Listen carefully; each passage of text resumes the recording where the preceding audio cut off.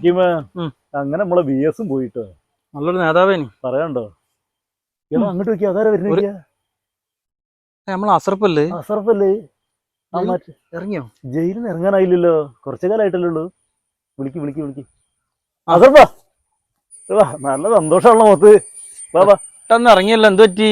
ആ ഒന്നും പറയണ്ട, ഇപ്രാവശ്യം എന്നെ കൊണ്ടുപോയിട്ടേ മറ്റേ ചാമിന്റെ കൂട്ടത്തിലാ. ജാമി? നമ്മളെ ചാമി. അങ്ങനെ നിങ്ങളോട് പറയണ ഇന്നെ കൊണ്ട് പട്ടിപ്പണി എടുപ്പിച്ചോന്. ഞാനോനെ പറഞ്ഞങ്ങോട്ട് ടോപ്പിലിട്ട് ജയിലിൽ ചാടാൻ. അല്ല എന്നിട്ട് എന്താ സാർ ഉണ്ടായി? കഥ പറയ്.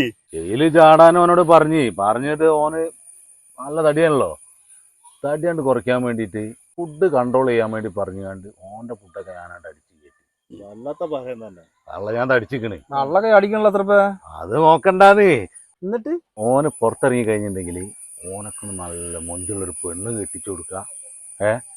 ഓനക്ക് കാലിക്കറ്റ് യൂണിവേഴ്സിറ്റിയിൽ ഒരു പണിയാക്കി കൊടുക്കാറിഞ്ഞു. ഓനാണ്ട് ടോപ്പിലിട്ട്. ഓൻ വിശ്വസിച്ചടത്. എന്നിട്ട് എന്തായി സംഭവം മുഴുവൻ പറയും. ഇന്നലെ തക്കം കിട്ടിയപ്പോ ഞാൻ ഓനങ്ങട്ട് ചാടിച്ച്. എന്നിട്ട് സൂപ്രണ്ട് സാറിന്റെ അടുത്ത് ഞാൻ ഓടി. ഞാൻ സാറോട് പറഞ്ഞു, സാറേ ചാമി ചാടിക്കണ്, ഇപ്പൊ പോയാ പെട്ടെന്ന് പിടിക്കാൻ പറ്റും. പോണ പോക്കിൽ ഇന്നൊരു ചാമ്പിട്ടാൻ പോയത്. എങ്ങനെ വിട്ട് കുറച്ച് കഴിഞ്ഞപ്പോ ഒരു സാമിനും പിടിച്ചു കണ്ടാണ്ട് വരുന്നുണ്ട്. അപ്പം തന്നെ സൂപ്രണ്ട് സാറിനെ വിളിച്ചുകൊണ്ട്, അസർപ്പ എനക്കെന്തും പറ്റി? ഞാൻ നേരെ ഒരു കടലാസാണ്ട് എഴുതി തന്നു. അസർപ്പ ഇജ്ജി പോയിക്കോ, ഞങ്ങക്ക് നാട് തന്നെ ആവശ്യമാണെന്ന് തന്നെയാണ്. ആ വരുന്ന വരവാത്.